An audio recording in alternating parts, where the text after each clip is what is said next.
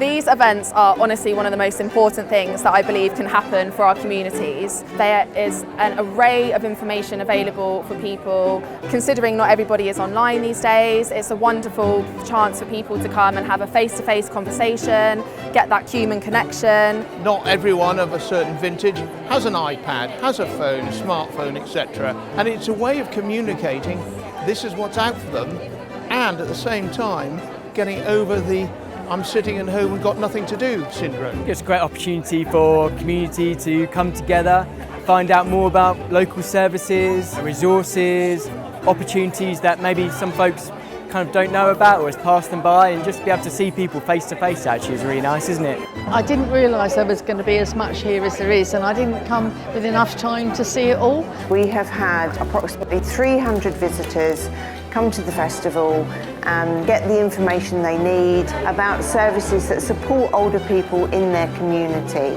This is a simply fantastic event. There is no better word to describe it. It's a way of getting to meet other people, and they get the opportunity to listen to some entertainment, to have a lunch, to have coffee and talk to people, and you can tell by the feeling in the room that everybody is happy to be here and to be mixing with other people. All communities should be connected, younger and older people, and the best way for us to thrive as communities is for everyone to understand, care, and just be together, because when we divide, that's when we have all the problems which we see in the world.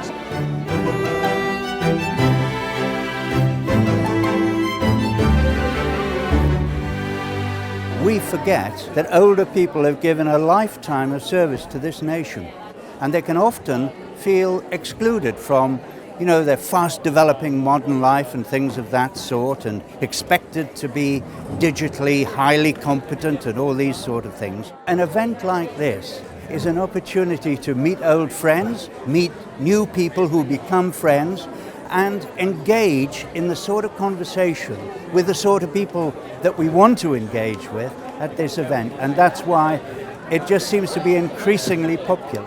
I think this event is really important because not only does it bring a lot of people together, which I think cures a lot of loneliness that I've heard a lot of people talk about, but it also gives experience and knowledge. The community don't know about these hidden services, and it's always very hard to get voluntary services information out to the general public. We are a practical support and companionship service, and we have helpers based locally in the community, and the purpose really of the service is just to make the home of every older person a happy place to be.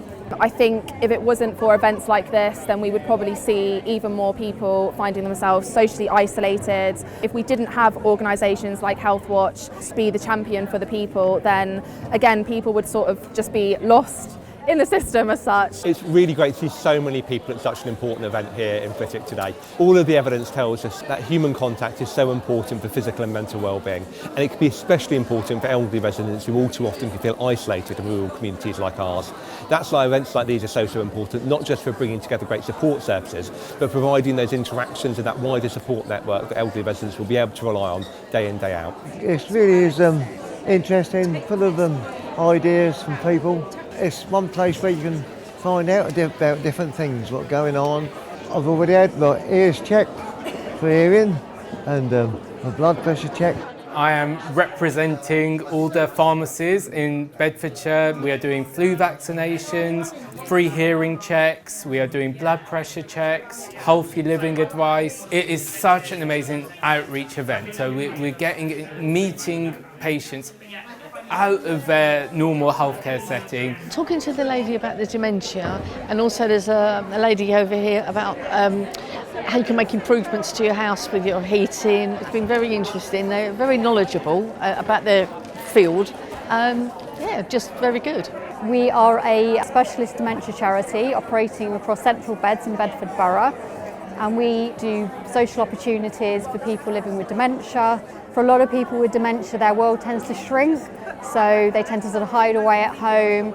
So it's keeping them engaged with the community, keeping them physically active, keeping them socialising with other people. It's not the end of the world, it's not the end of people's lives, and it's about giving a very good quality of life to people with dementia. Since 2018, I've probably put in around 1,000 people through virtual reality between the ages of 70 and about 105. Now what virtual reality is is an experience that people can have where it makes them feel like they're doing something for real without actually doing it. For instance, today I've had people flying in hot air balloons where they've not actually been in a hot air balloon, but they feel like they are. It has a massive impact with people. One of my clients in Leighton Buzzard, she's had 3 strokes. She can no longer walk or talk.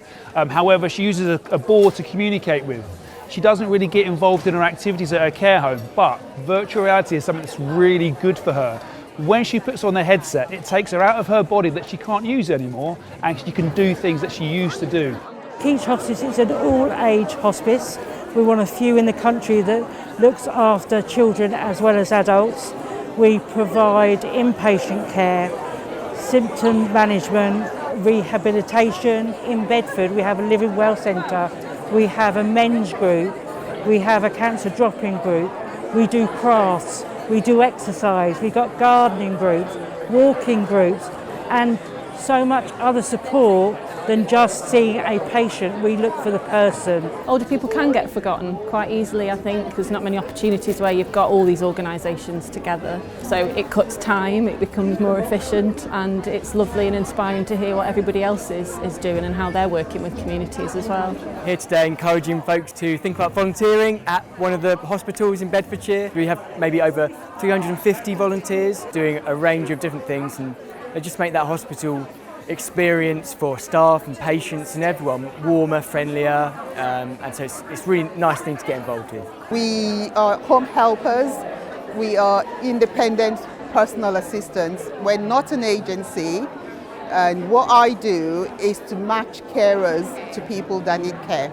We're building friendship, we're building companionship, and more than anything, we're going into people's homes to help them with cleaning, cooking, respite care, taking people to hospital appointments, and a lot more. This is my first time being here, and I will definitely be back again. And we come to, to supervise, help, to advise, and just, to get to know more about the older people. The old will always need the young to help them, and I feel like that's really important to me.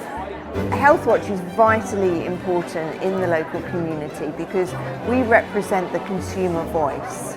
So for older people in particular, for them to come to Healthwatch to talk to us in person or on the telephone about their experience of health and social care, and we can then feed that back to the decision makers. We're dependent on people telling us their stories and their experiences, and we are just the independent voice, and there is no other independent voice.